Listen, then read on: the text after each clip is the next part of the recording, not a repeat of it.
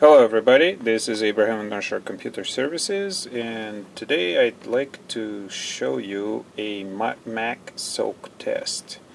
The person who brought this Mac to me for repairs swore that they didn't spill a whole lot onto the computer.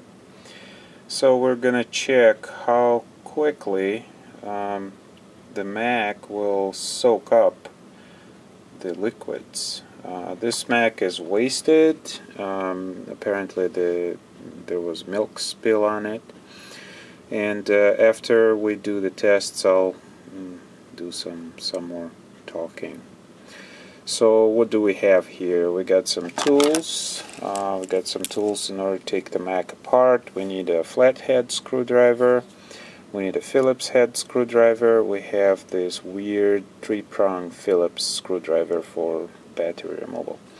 I have pre-disassembled the Mac because I want to see how long it takes for liquid to penetrate through the keyboard into the motherboard and go to the bottom. We have our liquid, which is water. There's quite a bit in here, so I'm not going to be pouring everything in. We have our paper towels, and the bottom of the Mac is off, and some other screws have been pre-removed so that it'll go faster. Got our stopwatch, and this is where it starts, this is where it stops, this is where it resets, and now we can do some spill. I don't have a measured amount of how much is going to go in there, but we'll just do a little bit. Okay, so 1, 2, 3. Alright, there is the Mac spill. Interestingly, a lot of the water stays on top. I don't know. I've never actually spilled any. Oh, just forgot my stopwatch. Never actually spilled anything on the computer before. I only seen the computers that had the stuff spilled on them. So we've had this on for 13 seconds. I'm sure by this time somebody who spilled something on a computer would have gotten the paper towel, unless you were away somewhere. And let's see what happened on the inside. Alright, we'll leave the bottom. Okay. Alright, I don't see any water penetration here. So honestly, I'm not sure how people tell me they only spilled just a little bit and the computer is wasted. So I can tell you right away that if you spill on the keyboard on the Mac, it's actually not too bad. If you wipe it off quickly and take it to the repair facility, like me, I'm sure we can recover. If you spill soda, it's probably not good. Soda eats through copper. Alright, let's spill some more, and the way we're gonna spill it is different.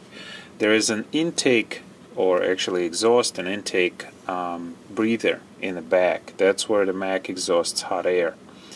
I think that's where our culprit is, so if we spill over there, alright, let's see what happens. I don't think we'll be needing our stopwatch.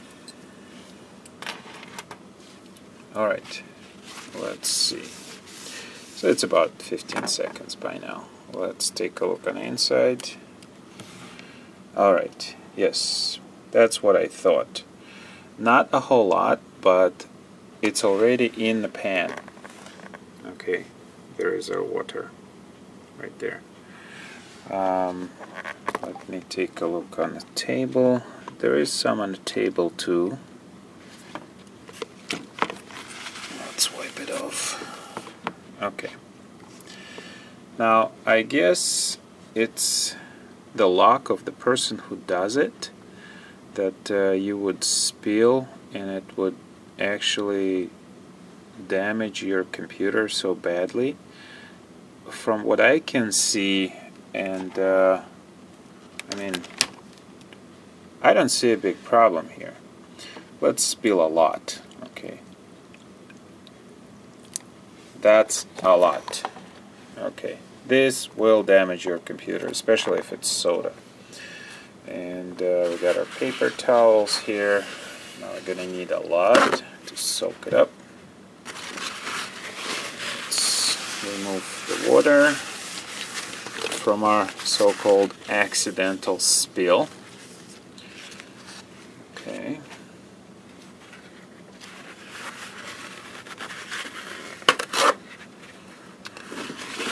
Dry it up. Okay, let's put some in the back.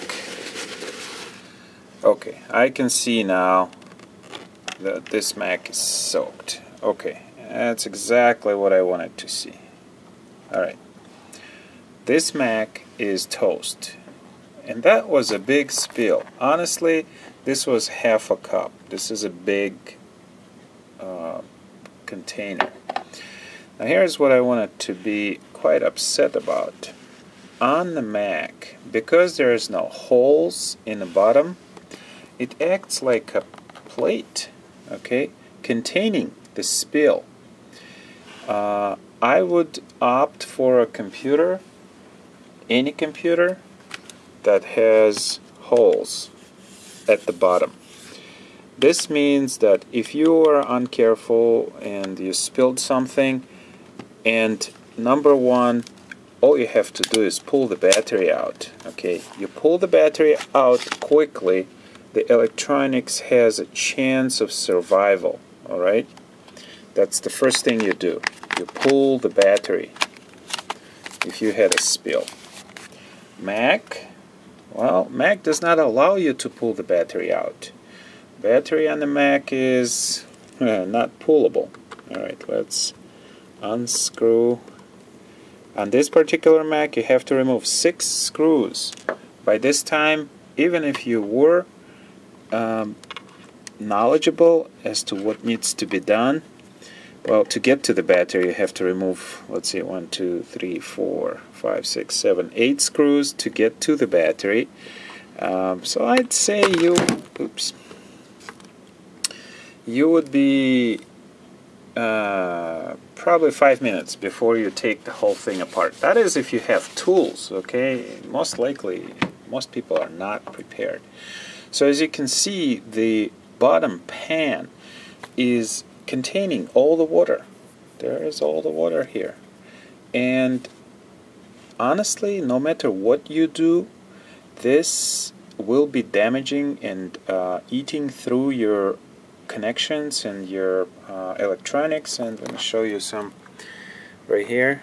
This white, it's actually oxidation from the board being under power from the previous spill. If I take it out on the other side, this is completely eaten through, and all of the electronics is junked up.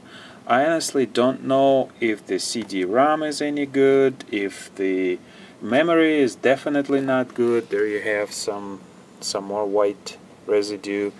There is the white residue on the trackpad.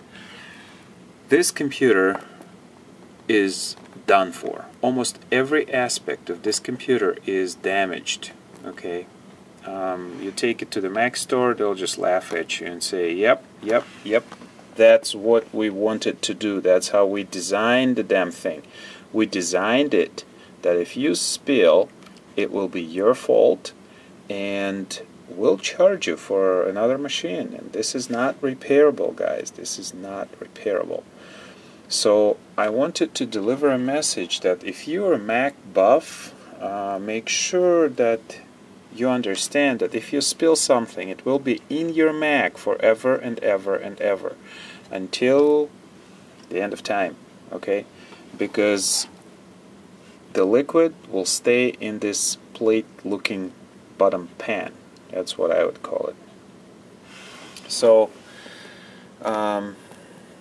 the other thing that I wanted to mention is this is not a cheap computer. Alright, this computer is probably about $1,000, give or take. That's what Macs sell. The least expensive Mac is about $1,000. I can get an Acer.